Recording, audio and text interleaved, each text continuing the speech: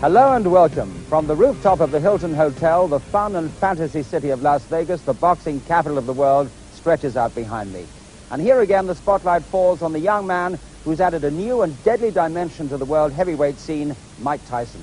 Just 20 years of age, 29 wins, 26 knockouts, not a single defeat. His defense of the WBA and the WBC titles against the former champion Pinklon Tomas heads a bill that is being called the hard road to glory. If Tyson is victorious, he'll face the winner of the other world title fight that you'll see for the vacant IBF championship, Tony Tucker versus James Douglas, in a final contest in August to determine the undisputed heavyweight champion of the world. So it's a double world title bill that we have for you. But first of all, Mike Tyson, who faces a man that he regards as the next best heavyweight in the world, Pinklon Tomas. Mike Tyson is trying to put behind him the memories of the last defense, that embarrassing, boring, and bad-tempered affair with James Bone Crusher Smith.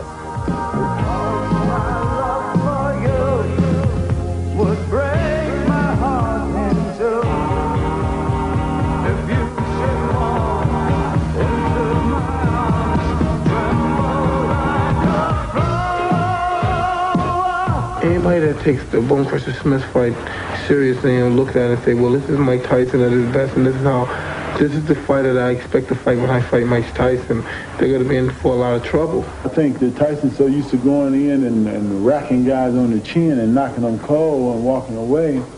I think Smith just proved a point that, you know, the kid is not invincible. I'm always there to fight. I'm always there to give the people their money's worth. He holds both the belts.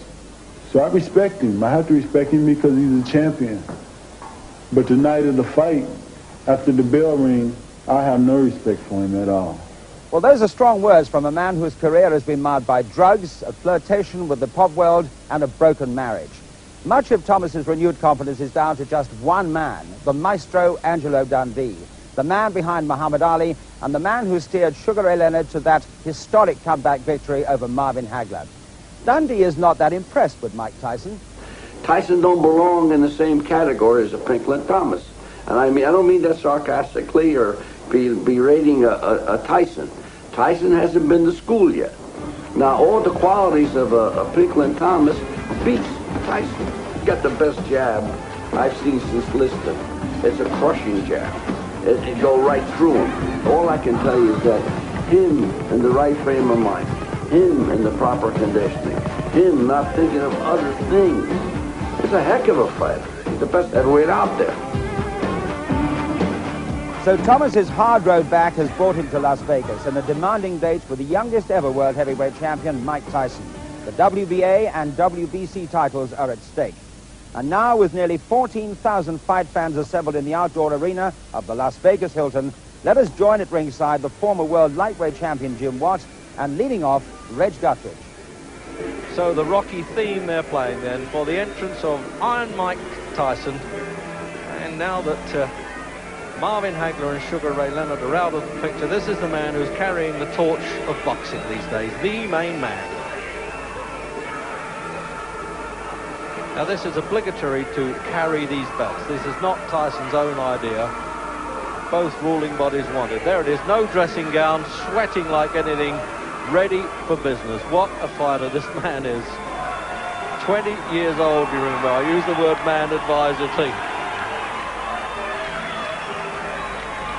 Real throwback, isn't he, to the old bare knuckle fighters. No trims, no tassels, no dressing gowns.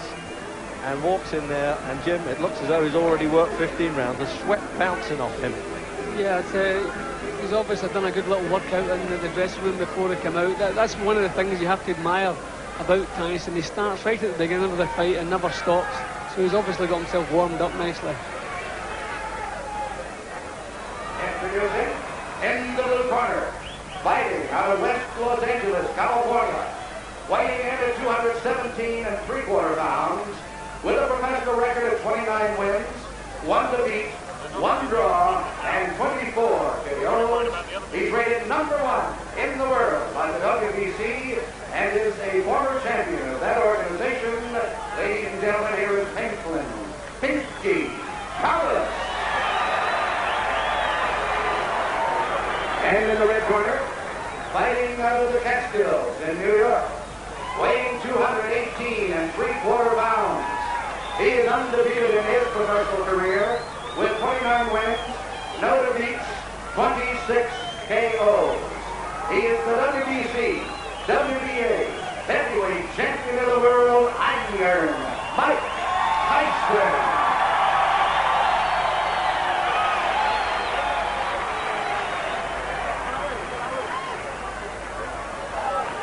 So referee Carlos Padilla then, 55th title fight for him, and there's the statistical rundown. Remember, 20 years of age, that's all he is, Mike Tyson. In there with a big man of 29. Just wiping down. He came in absolutely bouncing there with perspiration, Tyson, but that's some water. Padilla seemed to think. He says, don't put too much grease on, to Kevin Rooney, the trainer. Okay, Tyson, Thomas, you're going to box for 12 rounds. You know the rules of boxing. Avoid using any kinds of foul. Don't throw any punches during the break. Is that understood? Seconds come out finally.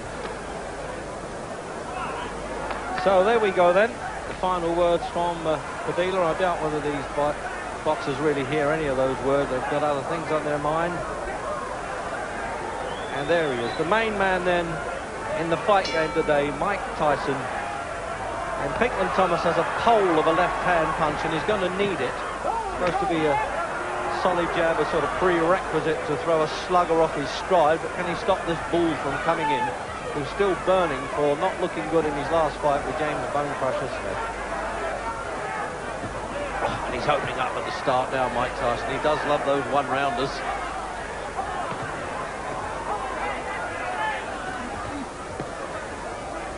Thomas won't be found wanting when it comes to a bit of gameness. He's proved that in the past. He's only had one really poor fight when he lost his championship to Trevor Berbick. Very troubled, he said about that.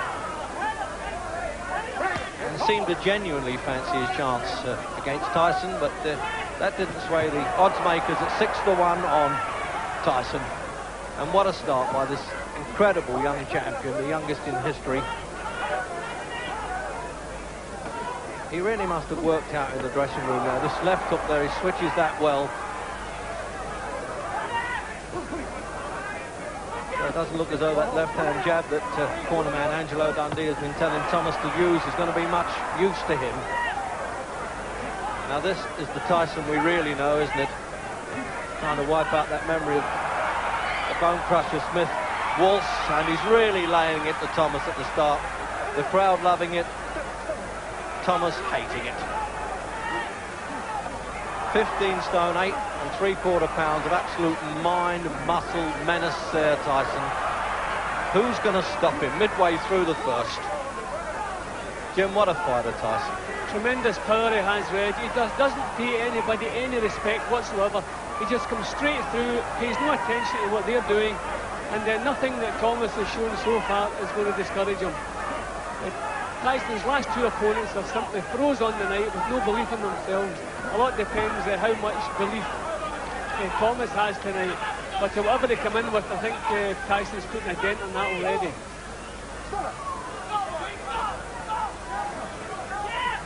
Well, he's not going to get tangled up at close quarters in this fight, Tyson, as he did with Smith.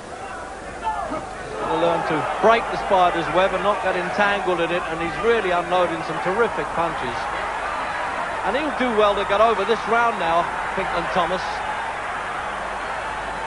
Well, you can talk a good fight, but when you get in with this fellow, you can throw all that out. As we get the countdown for the end of the first, can he hang in there for a while? As I said, he's got plenty of guts, Pinklon Thomas. He's standing up well, considering he's taken the full force of those punches. A man, remember, who's 2 stone heavier than the great Rocky Marciano. 2 stone and over a stone heavier than Joe Frazier was.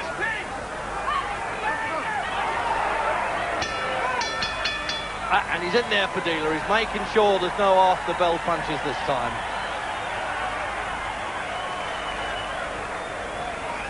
Well, is this man pleased to see that stool? Now, what's Angelo going to do now to pull him together? So the doctor's looking in the corner there, and Dundee is very upset by that. That's unusual, Jim, isn't it? Hasn't taken a knockdown, and the Flip Hermansky, the doctor, came in there. Yeah. Let's have a look at that. Yeah, well, he took a tremendous amount of punches bang on the chin. Every punch that Tyson throws is a jawbreaker. and Pinklon took quite a few of them clean on the chin. Obviously the doctor was a bit concerned, but I don't think he did Pinklon's cause any good by coming up and interrupting in the corners, because he needs every second in there he can get. Well, the overhead look at that, and he really is tottering, but did well to stand up. Just making sure he hasn't got too much grease on there, Thomas. And now he's shouting at the referee as we come out for round 2 there, the trainer.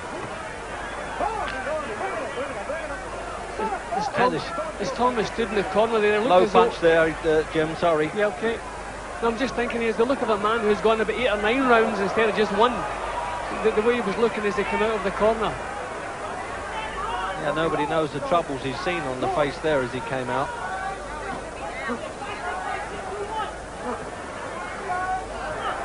So now let's see if he's learned any lessons now, Tyson, on fighting in close like this. Because the big man's bone crusher leaned all over him, which made him, well, let's face it, look a bit ordinary, and he knew it.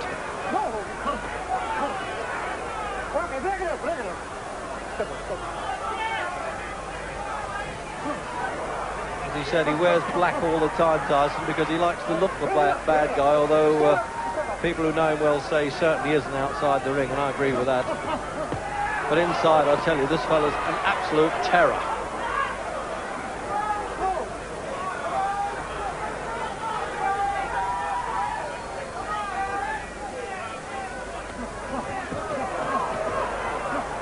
He's had 3 wins, Pinklon Thomas, since he lost his championship to Trevor Berbick, so he's on a winning roll, which is why he got the #1 position by the WBC. This is for both championships, but scheduled for 12 and not 15 rounds. Now, what's he wrestling for like this, Tyson, Jim? He could do without this. Yeah, but I think every punch he throws is a knockout punch. He's simply waiting for the chance to let one go. He's never in any hurry. This is probably not worrying him too much. It's only the second round, and he knows he's trying to push Thomas off now, but Thomas is hanging on to him. Again, it's not really Tyson's fault, this kind of fight. Well, there's Harry Gibbs from London. You can see there's one of the judges. But I would think he won't be needed.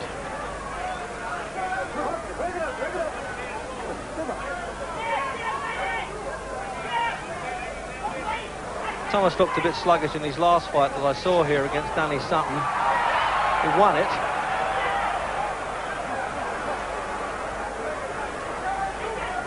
Well, I don't think he can play Matador too much with that left hand as the ball comes in. So he knows how to get inside punches, Tyson. Puts his head on the opponent's chest and bangs away. Hasn't really taken advantage of that first round absolute superiority, Jim. No, he certainly dropped down a gear again. I don't know if that's his plan or it's just that when he gets up close, Thomas is grabbing hold of him. But as I said, he has plenty of time. Every punch he throws is a powerful punch, and sooner or later he obviously believes he's going to start getting through again.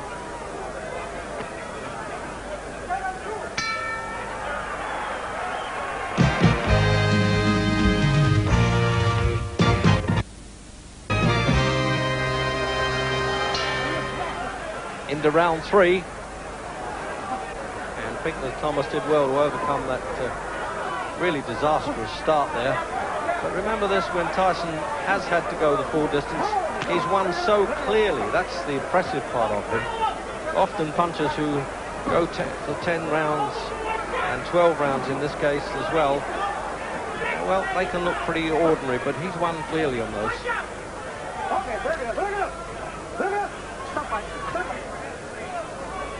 So the referee's going to have to work a bit harder, pulling them apart. Yeah, you can't really blame anyone for grabbing hold of Tyson inside, because nobody can compete with the strength or the power he can get into his short punches. So any opponent that ends up getting close to him is going to grab hold of him. It's a bit ridiculous, Jim, when you think in his home state of New York is too young to legally drink alcohol, and there he is now, the heavyweight champion of the world. Mind you, I wouldn't like to be the bloke that refused him.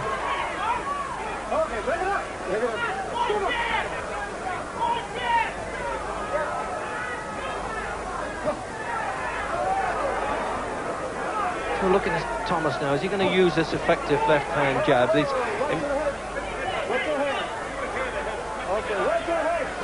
Well, very severe warning there, Carlos Padilla, for watching heads. They can take mandatory points off for that now. So any success that Thomas has, the crowd are willing to cheer anyway. They want to be with the underdog at 6-1 on. Although Tyson, of course, is an immense favourite right across the States. And indeed now in Europe. See a little bit of blood in Thomas's eyebrow. I think that clash of heads just looks like a slight little nick, but I can see a little bit of blood. Yeah, but Padilla looked at that a long time, actually.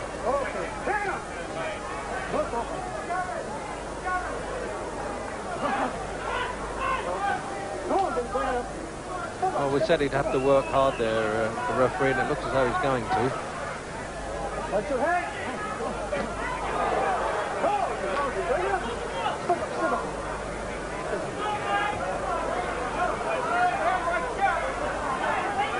Trouble with Thomas, Jimmy, boxes open to mouth. There's a sort of distressed look about him, even when he's winning. Yeah, I don't think he'll want to get caught in the chin by Tyson when his mouth is open. But it's possible that in that first round, Thomas was shocked with the power that Tyson had, because he's managed to get himself back into it a little bit more since then. But he just didn't seem to know what hit him in that first round. The crowd don't like it now. They're remembering Tyson and Bone Crusher, and they don't want that.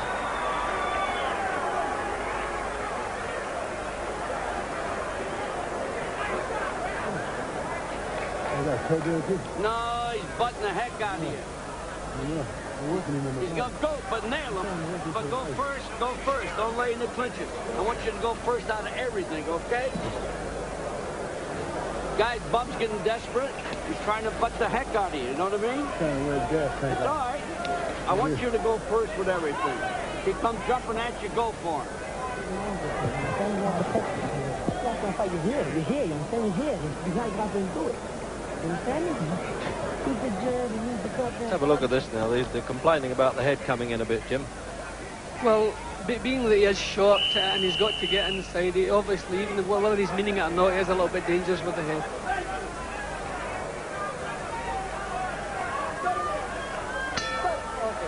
Round 4.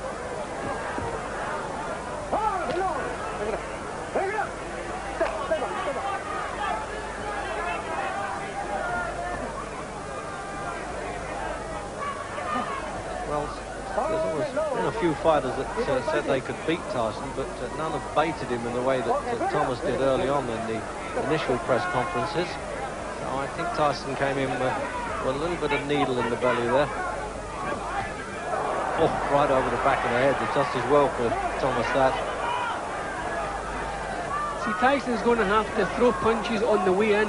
If he moves into a clinch, then his opponents are grabbing hold of him and stopping him working. He's going to have to punch as he moves in. He's leaving it that second or so too late. Well, his trainer says he's still at college as far as professional boxing goes, and he's right. But of course, you've got to judge him as a champion, Jim. That's the point, not as a learner. Yeah, well, I would say that's his problem at the moment. He's moving in before he lets the punches go. He wants to let the punches go as he's moving in.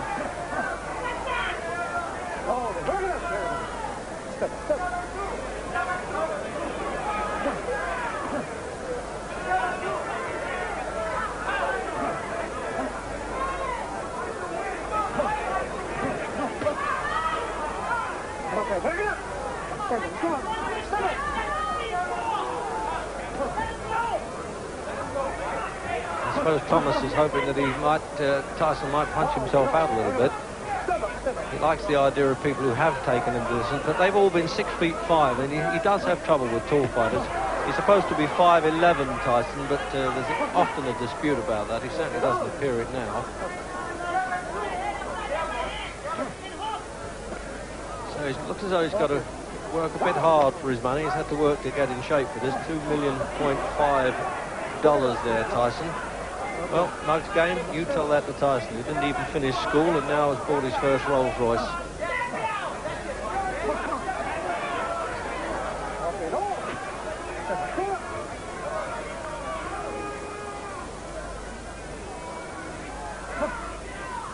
We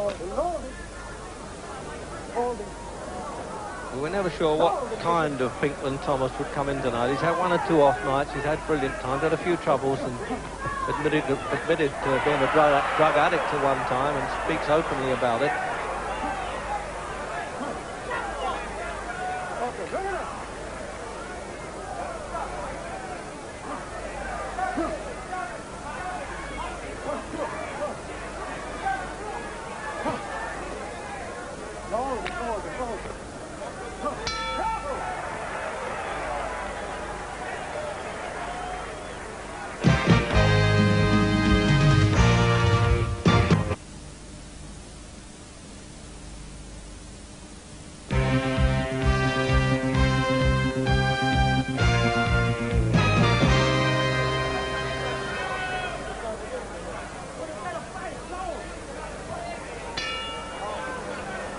Into the fifth. Tyson's corner man there, Kevin Rooney, saying you're not using your left jab at all, and he wants him to. But I've got my doubts whether he can actually out-jab Pinklon Thomas. That's his best punch. There it is there, you see, trying to match him with it.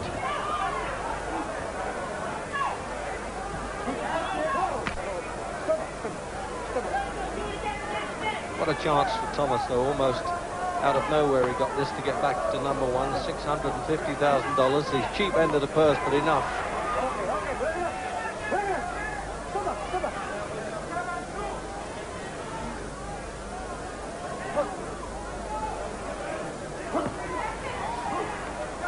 It's just that bit of rawness showing with Tyson at times, Jim, a little bit of subtlety is missing. Yeah, well, a few times he has been taken into the later stages. And it's simply because his technique is a little bit lacking, but normally he makes up for it with the power he has. But you can see he's short of ideas here. It's time now to do something else. I think Thomas is getting used to these lunges and the punches that are coming his way, and he knows what's coming now. So Tyson now has to think of something else, maybe show a feint and try to draw Thomas's lead and come back with counters of his own, but he's a little bit short on ideas tonight.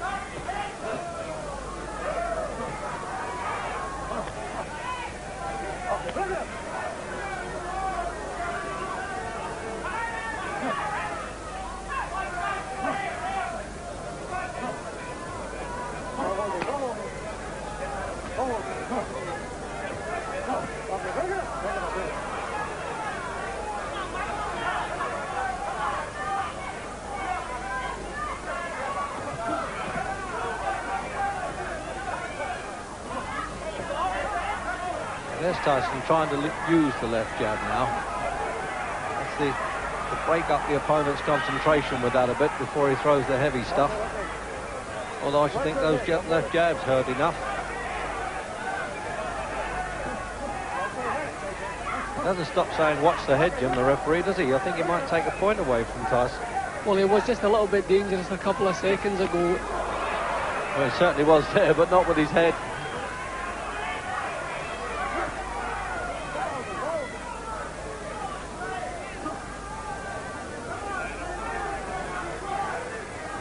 See, I think we've come to expect so much from Tyson now, and when he's not getting his punches home, we tend to criticise him.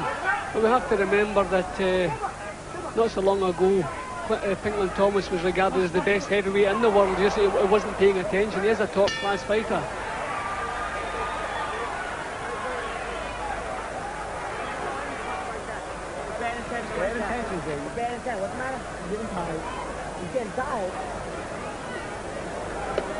So there's the size of this man's neck bolted onto those brawny shoulders there. In fact, when somebody said, Ray, will you make a comeback, Ray Leonard? He said, well, I could always fight Mike Tyson's neck. That must weigh 160 pounds.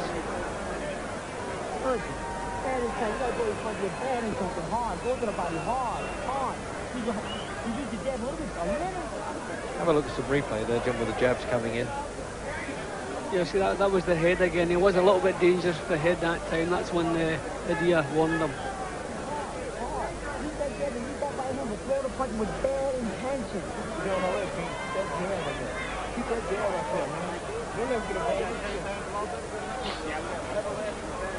So they're having to change the glove here now. This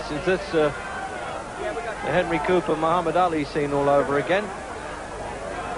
So they are really whispering the words of wisdom there, isn't he, Rooney? He doesn't want the world and his brother to hear.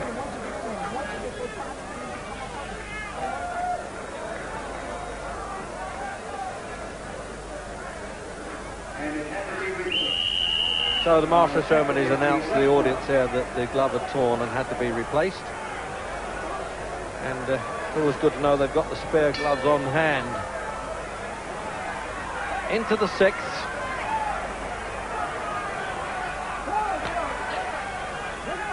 Well, Tyson tasted a bit of leather with the glove on the left hand. I wonder what the new one's going to do.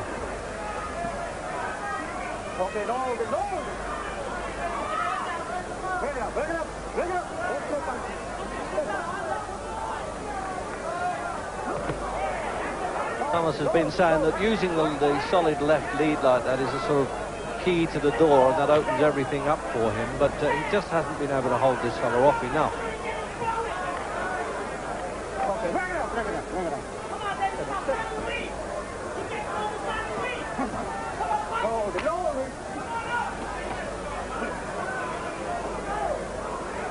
And all sorts of advice now coming from outside the ring. And I suspect from a young lady, an actress Robin Gibbons, who stars in Head of the Class, who's actually dating Tyson at the moment.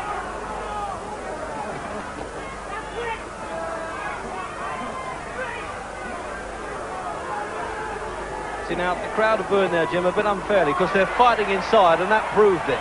And then they immediately switched to cheers there. Yeah, well, just as I said, by Tyson's own standards, this is kind of calm stuff. They expect to see the dynamite all the time. Oh, he got the job done there. I think he must have heard you there, Jim. What a peach of a left hook that was. And he's going to do it in the sixth because he's only midway through. And this is the way he finishes him off now. The master of the finishing stuff. What a fighter. Absolute ferocious. And what a game man. He took every punch in the book there, Pinklon Thomas. He is not going to make this in the sixth round. And your heart goes out with him, the embarrassment of him being knocked out like that with all the heart in the world. He can't control the legs, but what a tremendous finish there by the Iron Man himself. He's following the loser over to the corner. Once the bell's gone and it's all over, he's the most compassionate guy in the world. Great supporter of kids' charities here. But I tell you, he really is some guy in the ring. What a finish, Jim. Well, it has to be, without doubt, the best finisher in the game today. One good solid punch got through, shook Thomas up a little bit, and then over they came. Every punch was meant to nail him to the floor, and eventually over he went. A tremendous finish from Tyson. There's manager Jim Jacobs there, just whispering in his ear, you can make a few more million, son. Well done. It's a very close-knit corner there, and there's two doctors of the Nevada State Commission working there in Pinklon Thomas's corner. Well, what a fighter, and I emphasise yet again, Jim, 20 years old, and here's the finish. See, once he gets the opponent in trouble, every punch that comes over is a finisher. It's a cracking uppercut, and set to come in with the rest. And we look at another angle. I mean, his head almost departs the shoulders there, Jim, doesn't it? He's just got no chance. And what a brave guy. He took some really hard punches before he went down. Look at that, absolute on the button. And you knew he went down there, his head flopped like Wurzel dummies there, and he couldn't get up. Jim? Yeah, every single punch from all angles, and he gets full power into everyone. That was a signal, the punch that came up the way, and then overcome the left hook, and that was all over for the night.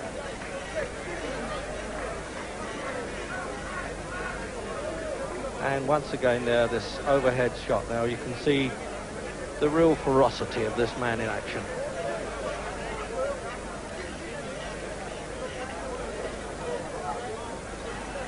So here's Tyson's reaction then, and he's talking to my colleague Larry Merchant. Mike, until the end, that was tougher than it was supposed to be. Was it tougher than you thought it would be? Good fight, man. Good fight. Good fight. It's my pleasure to give you a shot at the title. You deserve it. Answer the question. Let me start again. It looked like it was much tougher than it was supposed to be up until the end. Of course, but, you know, I saw him in previous fights he would get tired. And I said, if I knock him out early when he's tired, he won't have no defense, and it'll be spectacular. And I knew he would get tired somewhere around the 7th round. And I saw in the last two fights, he was gasping for a little air. You said before the previous round that you thought he was getting I tired. knew he was getting tired. But he seemed to establish his jab pretty well and frustrate you quite a bit while you were trying to box with him in those rounds. But as you know, I was getting my jab off too. And as you know, he has a great jab, like everyone knows. You know, and he's a great fighter. And I feel I'm the best fighter in the world because I beat the best fighter in the world. Everybody gave him the regard. Do you feel he was the second best heavyweight out there? Absolutely. Now I proved it. Was when Kevin said to you before the round, start throwing punches with mean intentions, it sounded to me like he was really saying, forget that jab I've been telling you to throw all this time. No. He wanted me to use the jab, but I was trying to convince him, which is my fault, and I should never do that. He was getting tired. And I said, give me one more round. Give me one more round. And I'll do whatever you say. Okay. Mike, let's take a look at the knockout sequence of punches. You describe it for us. Well, I saw I could sneak the uppercut in there. And I was just working it to the body, to the head. I saw it was hurt. And I just put everything together. He was tough, but I thought I'm going to put him together. And as you see, I'm putting him together, boom. You hit him some decent shots up to then. Were you surprised that he took them as well as he did? I saw him fight Weaver, and Weaver's the greatest knockout puncher around when he was fighting. And he took Weaver's best shot. What is your feeling of satisfaction compared to the last time we had you here? Well, I opened up and I was using my head more, and now when I go to the gym, I don't have to listen to too much criticism, even though I'm going to hear it. Well, Mike Tyson might have displayed a certain youth